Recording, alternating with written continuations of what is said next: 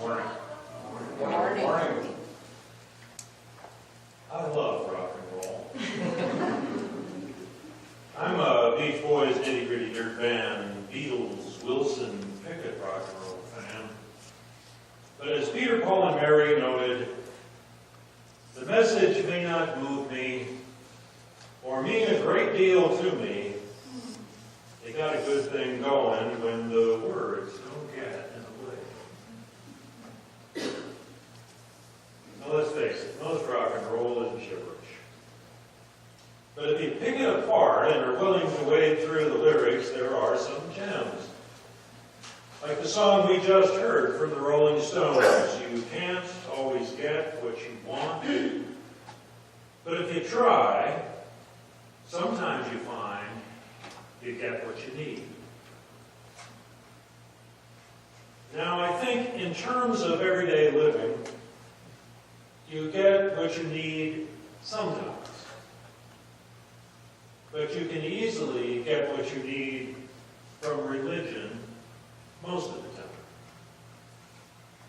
Religion, if you're willing to look into it a bit, provides what people need, good and not so good.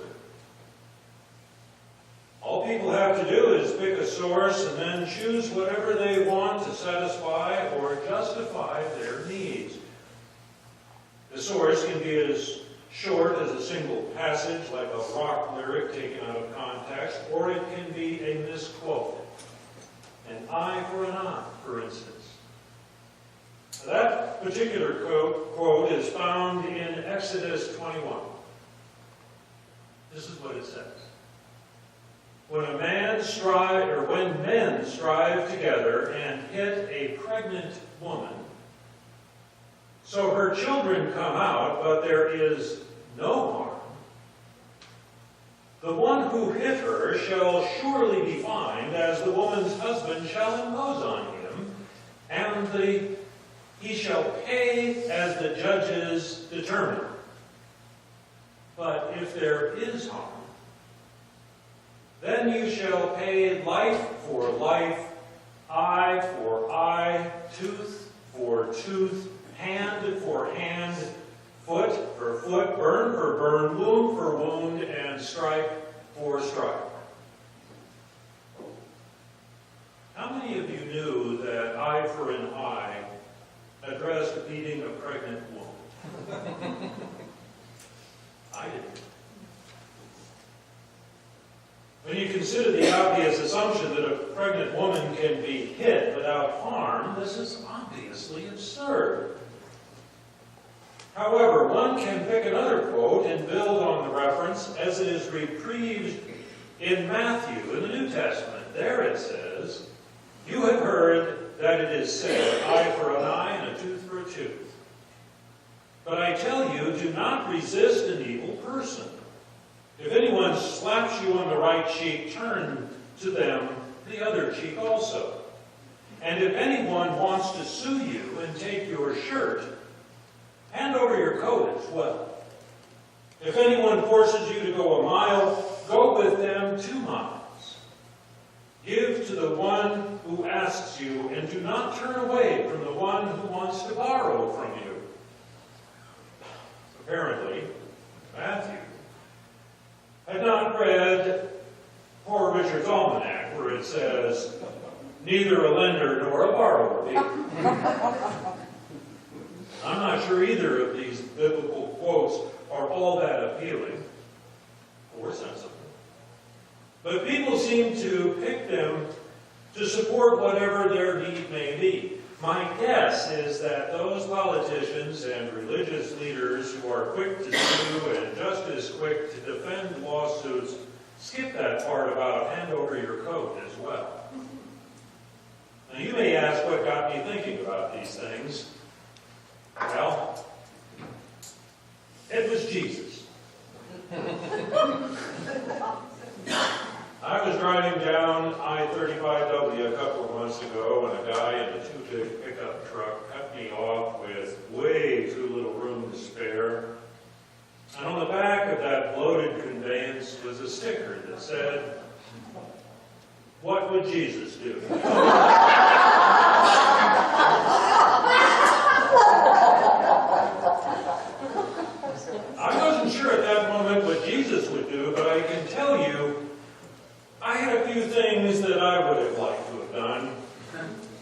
So I got to thinking about Jesus. What I eventually settled on was what Jesus did, rather than what I or the maniac in that pickup truck might think he would do. If Matthew was right and Jesus would have turned the other cheek, then I am in awe of the man, especially in light of what I have seen Christians do and what Christians have done in the name of Jesus. It seems that the slogan, "What would Jesus do?" is hardly a touchstone for admirable behavior. But there's a problem. All of the literature that is purported to be spoken words of Jesus came to be in amazingly unreliable ways. The earliest bit of a New Testament book has been estimated to have been written in 70 AD. Now, this is just a little tiny fragment of the book. And it's the book of James. Now, the book of James was, according to some scholars and the Eastern Orthodox tradition, written by Jesus' brother. Other scholars refuse to accept the family relationship as truth, noting that there is little evidence that Jesus had siblings. The remainder of the texts of the New Testament were either copies of the originals or copies of oral stories that did not exist until well after Jesus' followers were gone. The oldest copies of the New Testament books date from about 100 years or so after Jesus. We simply do not know for sure who wrote the books or when they were actually written. For example, Acts, officially called the Acts of the Apostles, was supposedly written by Luke. But there are many scholars who point out that it appears to be written by several people over a significant time based on writing style, phraseology, and other linguistic indicators. Most of the New Testament books were copied again and again over 300 years before they were codified. In fact, the New Testament that Catholics accept was not officially sanctioned until the 15th century, although it was pretty much established around 380. Now, that was after the Diet of Nicaea in 325, and for those of you who have not heard about the Diet of Nicaea, that is where everybody got together and agreed that Jesus was a god. And over time, the bishops eliminated any book that did not agree with that point of view. And it took several decades for them to do that. So we have a text upon which Christianity was established, evolving over 300 years. We do have records from Jesus' time, and nothing supports the stories told in the New Testament. In fact, one observation that caught my eye was that Paul, who wrote most of the books in the New Testament, never referenced Jesus. Now that is thought-provoking. Scholars have speculated that Jesus was the result of the religion rather than the other way around. They note that the stories from Egypt and other societies have all the elements that make up the Jesus persona. Virgin birth, disciples, executed for sins, and so on. There are those who take the position that Jesus never existed. And it seemed as I thought about these things that any contemplation of Jesus had to be pretty broad, because I don't think that quotes from or the stories can be trusted. The conflict between one eye for an eye story and another completely out of touch with any modicum of decency. To say that a man can strike a woman without causing harm is horrifying. To say that if we are sued that we should give more than the court requires, well, it's just plain ridiculous. My deliberation on Jesus was going nowhere, so I decided I would do a little picking and choosing. After all, if the minister can take the position that God can aid a group of people by picking a few of the more than 600 biblical commandments, then I might do the same with my view of Jesus. Here's what I concluded based on what the stories of the New Testament said that Jesus did. Jesus fed people. He healed people. He rejected violence. He didn't like people who take advantage of other people financially. He prayed alone, and he liked to party. Now here's how I got to those conclusions. He purportedly fed 5,000 people with scant little food. I've always liked this story because it paints the picture of a guy who didn't have a plan, but got the job done anyway with what he had. You'd think more than one person would have brought lunch that day, but they didn't. And Jesus was up to the task. The story also hints that he had one hell of a voice to be able to speak to 5,000 people out in the open. There are many stories of Jesus healing the sick. In fact, it seems to be the main theme in the New Testament. He healed the sick and took care of the poor and the rejects of society, the lepers, the blind, lame, crazy, and grieving. That is a lesson we can take to heart. He rejected violence. He, according to Matthew, would turn the other cheek. There's not much else to say about that. John and Mark describe Jesus' action when he was arrested before the trial. In that story, Peter chopped the ear off the servant of the high priest. Jesus put it back. He healed him. Maybe I'm reading more into this, but I think it's telling that Peter, who was destined to lead the church, carried a sword and was not hesitant to use it. But that's kind of an aside. What Jesus did in the story is what is important, and it shows Jesus countering violence with kindness and healing. And that's my kind of guy. He drove the money changers from the temple. How did he do it? Well, he turned over their tables and he called them all thieves. And you can easily assume that he used violence. I've seen depictions of Jesus with a whip or a big stick held high in a menacing way, about to inflict retribution on some conveniently ugly profiteer. I prefer to think that he just went crazy and scared the Jesus out of him.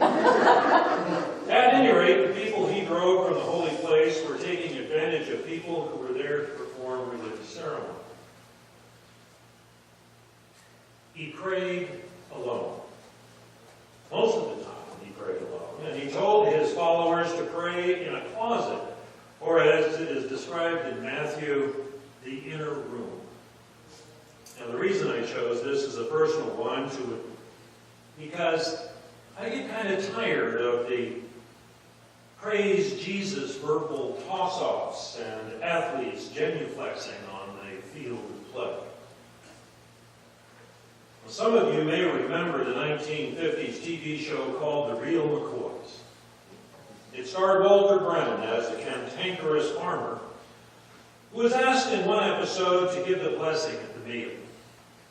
Now, he was predictably resistant to being asked to do such a thing, but he did it anyway, and the blessing he gave went something like this. Now, I couldn't find the exact quote, but this is how I remember it.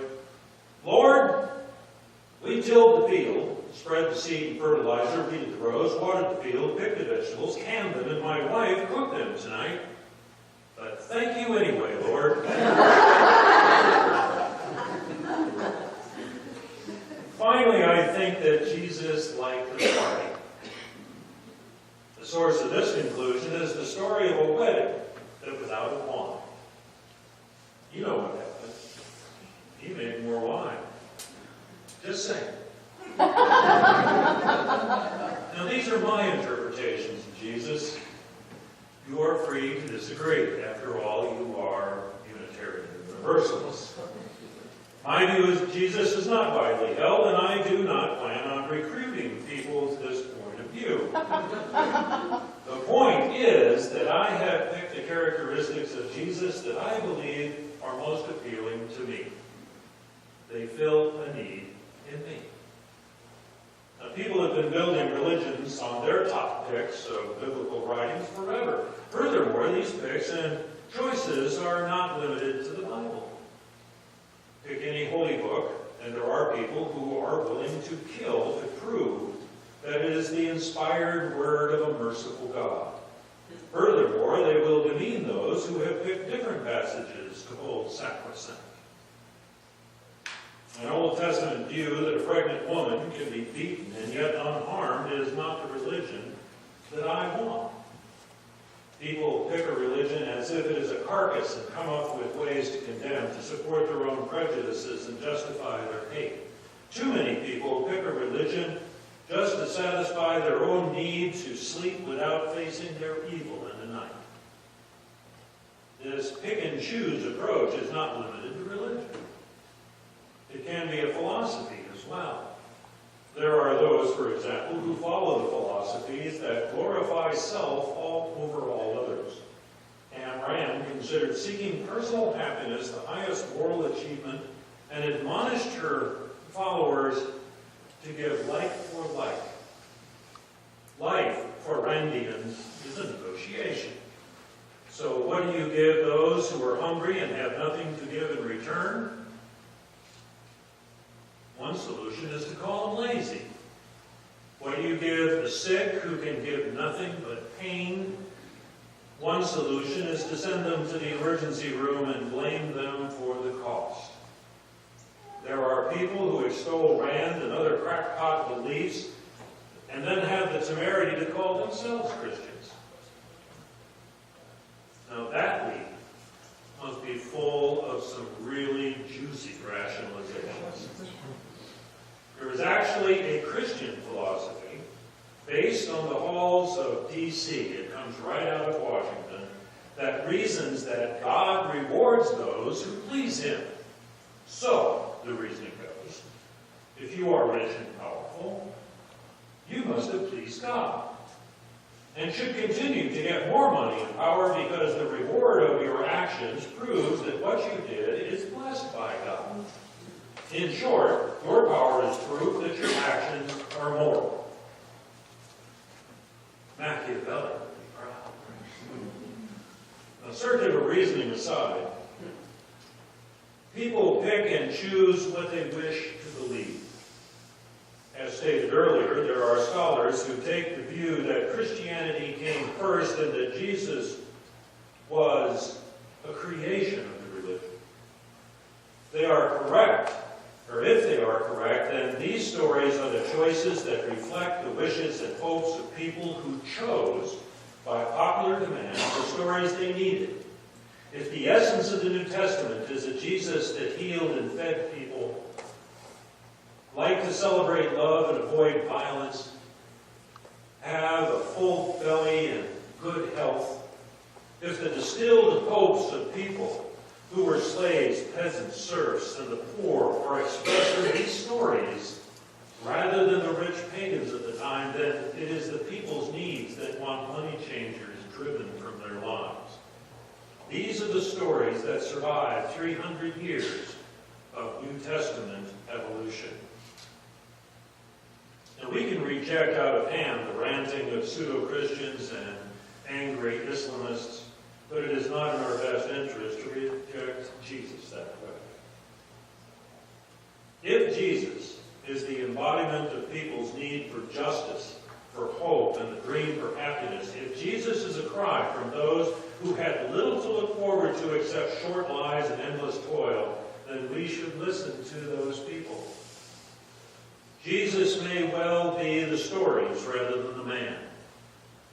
If he is the stories, and we listen to the stories as chosen by those people who lived all those many years ago, then maybe, just maybe, we will be inspired to help people get more than what they need.